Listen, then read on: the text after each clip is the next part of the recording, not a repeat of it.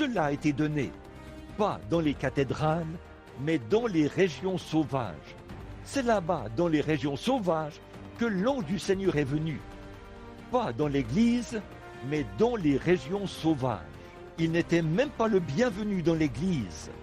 Les gens pensaient qu'il était le bienvenu, et ils pensaient qu'ils avaient cela. Mais Dieu a prouvé qu'ils avaient tort. De ces pierres, il peut susciter des enfants à Abraham. C'est vrai, la toute première fois que des anges ont chanté lors d'une célébration, c'était au ciel. Si vous regardez dans Job 38, 7, comme je vois que certains d'entre vous prennent des notes, quand Dieu a premièrement décidé de faire sa première création, la terre, Job était un grand homme, un homme intelligent, qui avait toutes sortes de sagesse. Il a dit, quand je vais au marché, les jeunes princes s'inclinent tous devant moi, et vous restez un instant avec moi pour écouter ma sagesse. Et il n'arrivait pas à comprendre pourquoi il avait dû être traité comme il avait été. Alors Dieu lui a demandé, il a dit, saint et rein comme un vaillant homme, parce que je descends pour te parler. Et quand Dieu est descendu, voilé dans un tourbillon, il lui a dit, Job, où étais-tu avant que je fonde la terre, quand les étoiles du matin éclataient en chants d'allégresse, et que les fils de Dieu poussaient des cris de joie? Où étais-tu à ce moment-là, Job? Là, il était tout démonté. Où étais-tu? Vous voyez, la toute première fois que des anges ont chanté lors d'une célébration, c'était au ciel.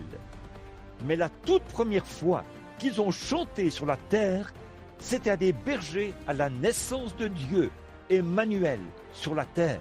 Les tout premiers êtres humains à entendre chanter un ange, c'était d'humbles bergers. Quand nous prenons nos femmes au visage peinturluré, aux cheveux coupés, qui portent des shorts, et qu'on leur fait porter une sorte de longue robe d'église, et on les présente là, elles chantent comme si elles étaient quelqu'un. Et là, nous pensons que Dieu est obligé d'écouter cela. Il a des anges là-bas qui peuvent le divertir depuis là, avant même qu'il ait créé l'être humain. Ah oui, elles repartent et mènent une vie.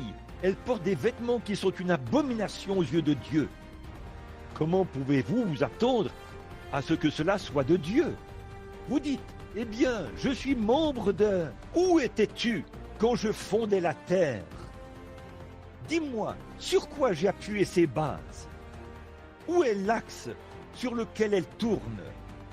Où étais-tu à ce moment-là? Vous pensez que Dieu est obligé de nous demander un peu de notre sagesse?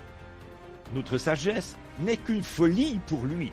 Il fait ce qu'il dit qu'il fera. Maintenant, remarquez, Dieu est sur le point de faire une autre création. Il a créé une terre mortelle, une vie mortelle. Les anges chantent au ciel, mais ici, il crée une nouvelle vie, une vie éternelle pour l'homme. Et il chante à ses sujets par des anges, sur la terre, pas au ciel.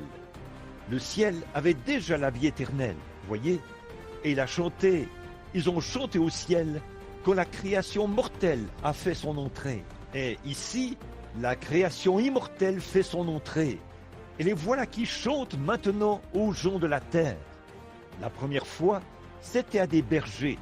C'est frappant, n'est-ce pas? Il avait commencé une nouvelle création. Qu'est-ce que c'était? Une création de lui-même. Dieu a été fait chair et il a habité parmi nous. C'est, la Bible dit, au commencement de la création de Dieu. Dieu a été créé sous forme humaine. Dieu habitait en Jésus-Christ, son Fils. Il a bâti son tabernacle de chair et d'eau. Et il a vécu dans ce tabernacle.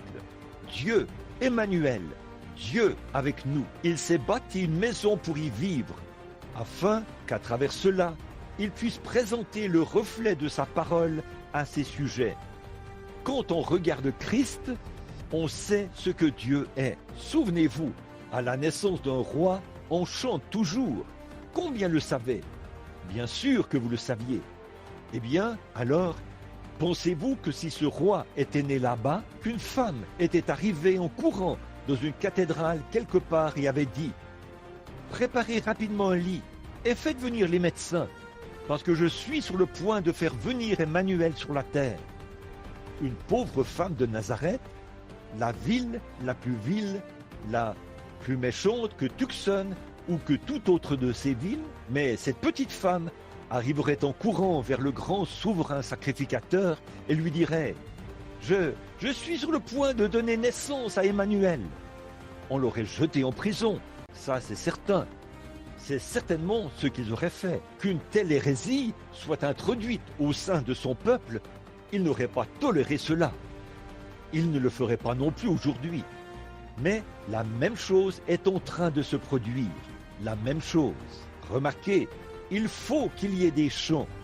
Les rois étaient... On n'aurait pas chanté pour lui. Les gens n'auraient pas chanté pour lui. Cela